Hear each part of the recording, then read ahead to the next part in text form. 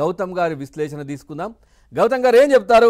ఈరోజు మాజీ ముఖ్యమంత్రి పులివెందుల ఎమ్మెల్యే జగన్మోహన్ రెడ్డి గారు బెంగళూరు వెళ్తా ఉన్నారు. ఈ 2 వారాల వ్యవధిలోనే మళ్ళీ బెంగళూరు వెళ్ళడం.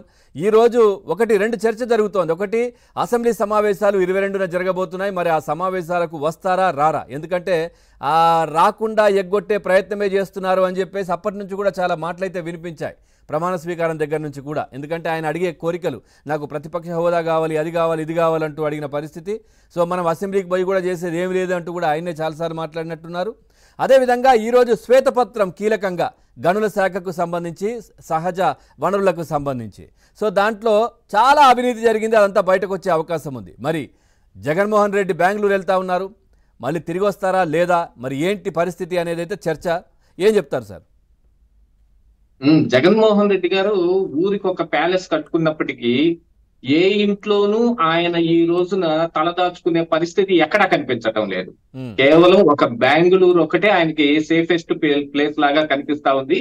ఇటు హైదరాబాద్ లో ఉన్న లోటస్ పాండ్ కావచ్చు, తాడేపల్లిలో ఉన్న ఈ మొన్నటి వరకు ఉన్న ప్యాలెస్ కావచ్చు, ఋషికొండలో ఆర్భాటంగా కట్టుకుని ఆడికి మారిపోదాం అనుకున్నా కూడా ఆయనకి అది రాసి పెట్టలేదు. వాళ్ళ కుటుంబ సభ్యులందరూ వెళ్లి అక్కడ పూజలు జరిపించి జగన్మోహన్ రెడ్డి ప్రార్థనలు చేసి అక్కడ సుఖశాంతులతో ఉండాలనుకుంటే అసలు ఆ ఇంట్లోకి దిగే పరిస్థితే లేకుండా పోయింది.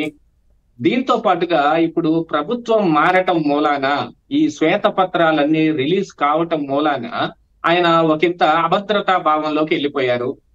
దీంతో పాటుగా ఇక్కడ తాడేపల్లిలో ఉంటేనో లేకపోతే హైదరాబాద్ లోటస్ పాండ్ లో ఉంటేనో అరెస్టు చేయడానికి మెండుగా అవకాశాలు ఉన్నాయి. ఎందుకంటే తెలుగుదేశం పార్టీతో కలిపిన కూటమి ప్రభుత్వం ఆంధ్రప్రదేశ్ రాష్ట్రంలో ఉంది.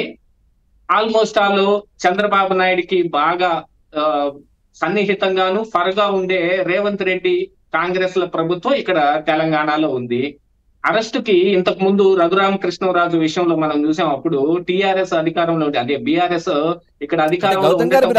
చంద్రబాబు నాయుడికి అనుకూలంగా అంటే సన్నిహితంగా అని కాదు, కానీ ఇక్కడ ఆయన మిత్రుడు, ఆయన రాజకీయ గురువు అని చెప్పాలో ఏంటో తెలియదు, కానీ కేసీఆర్ గారు అధికారంలో ముందుగా. సో అందుకు ఆ భయం ఇక్కడ. ఆ అధికారంలో లేరు.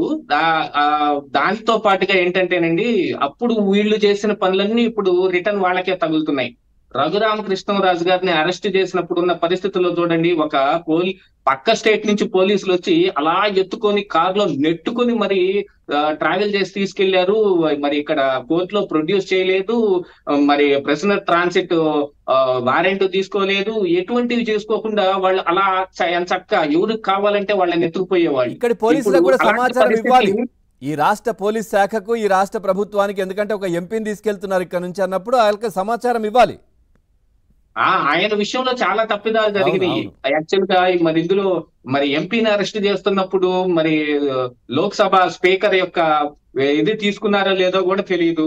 ఏం జరిగిందో అసలు మొత్తం మసిపూసి మారేడికాయ చేసి గందరగోళం చేసేశారు. ఇలా గందరగోళాలన్నీ జరగటం మూలాన ఇప్పుడు జగన్మోహన్ రెడ్డికి లేనిపోని భయాలన్నీ ఉన్నాయి. ఏమేం భయాలు ఉన్నాయి అంటే, అరెస్టు భయం ఒకటి, శ్వేతపత్రాలు అన్నిటిని రిలీజ్ చేసి ఏ రోజు అరెస్ట్ చేస్తారనే భయం ఒకటి. దాంతో పాటు రఘురామకృష్ణరాజు గారు మరి మొన్ననే కేసు కూడా పెట్టారు.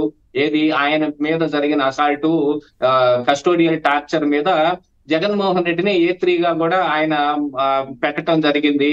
సునీల్ కుమార్ కావచ్చు, లేకపోతే మరి సీతారామాంజనేయులు కావచ్చు, లేకపోతే